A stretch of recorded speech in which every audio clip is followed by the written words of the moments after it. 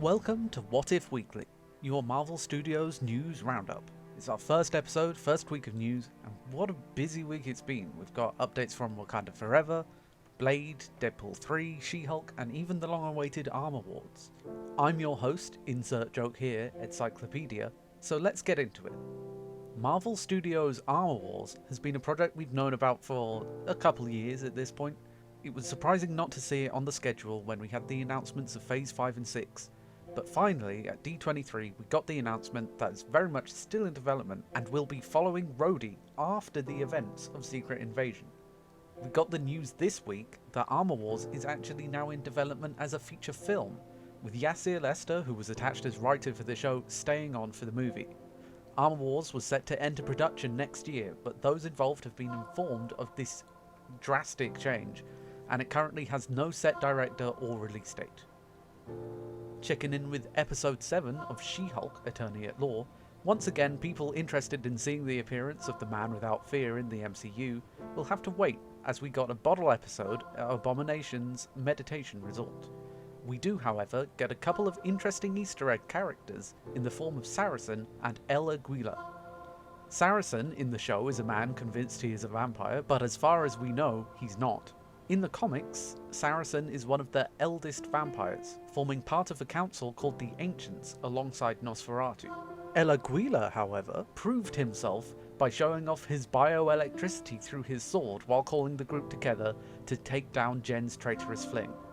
In the comics, El Aguila is actually a mutant, and after Professor X in Multiverse of Madness, Kamala's surprise genetic discovery in Miss Marvel, and an earlier She-Hulk episode having an Easter egg about a man in a bar fight with metal claws, it definitely feels like this year has been huge for the integration of the X-Men into the MCU.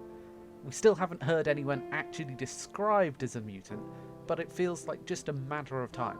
Talking of mutants in the MCU though, Ryan Reynolds dropped a bomb on us this week with the official reveal that Deadpool 3 will be released on September 6th, 2024.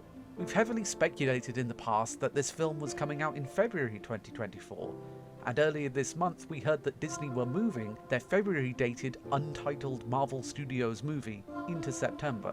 Not only that, but in the video we also got the reveal that Hugh Jackman will be co-starring and once again taking up the mantle of Wolverine. Early versions of the Deadpool 3 script saw Deadpool kidnap the actor Hugh Jackman himself in an attempt to convince him to play Logan again. So it's quite interesting to me that Hugh Jackman has signed on as Wolverine, because the story is now completely different. I expect, similar to Patrick Stewart's role in Multiverse of Madness, that we will be seeing not exactly the Fox version of Logan, but a variant that is very similar. There has been concept art behind the scenes at Marvel Studios of a Wolverine costume that looks just like the one used in the animated X-Men series, with Patrick Stewart's return in Multiverse of Madness similarly using the costume of Professor X in the animated series. Now, Hugh's return as Wolverine doesn't mean we're not gonna get our own Wolverine in the MCU. In fact, alongside that yellow and blue concept art, there is also concept art for a yellow and brown suit. I think a film about bringing Deadpool into the MCU and featuring his old pal Wolverine would be a great place to show us how different the MCU's version can be. And maybe we can get a post-credits scene revealing that casting. In much closer news, Black Panther: Wakanda Forever, which releases this November, has had its runtime revealed on the websites of multiple theatre chains. It runs a whopping 2 hours and 41 minutes including credits, which would make it the longest MCU film yet, ahead of Eternals 2 hours and 36, and Infinity Wars 2 hours and 29. The film will be dealing with the loss of King T'Challa and the geopolitical problems that arise in the wake of his death, including the introduction of Atlantis and Namor, with rumours that there is someone behind the scenes setting these countries against each other under the orders of a certain Latverian ruler. And finally, we get to Mahershala Ali's Blade, which has unfortunately lost its director Basim Tariq just weeks ahead of scheduled filming. Tariq will remain on board as executive producer, and both he and Marvel Studios have stated scheduling is the reason he's had to drop out. No replacement director has been announced at this time, but Werewolf by Night's Michael Giacchino is said to have been offered the chair. It's unclear if the current script will be used, as there has been talk that this is the real reason for Tariq's exit. It has been suggested that it sits at 90 pages with only 2 action sequences. A page is roughly equivalent to 1 minute of screen time, which would make this version of the film one of Marvel's shortest. So it is my hope that either this rumour is wrong, or that some heavy rewrites and editing of this script happened before production. However, any delay would be tough, as the film is currently scheduled to release in just a year from now, in October 2023, and Marvel already has a very stacked 2024 as it stands.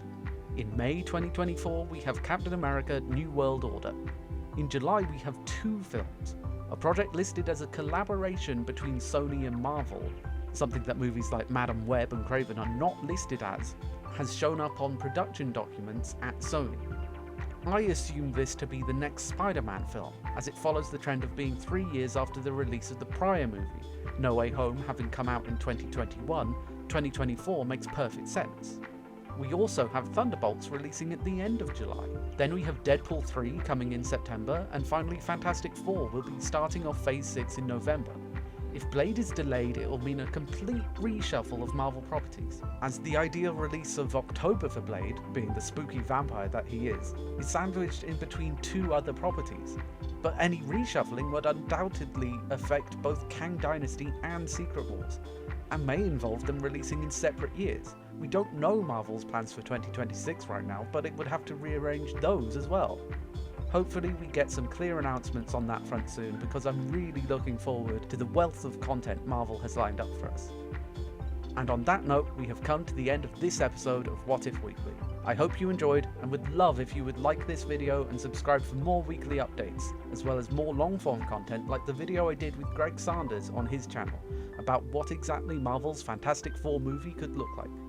I've been Edcyclopedia, and until next time, stay strong, true believers.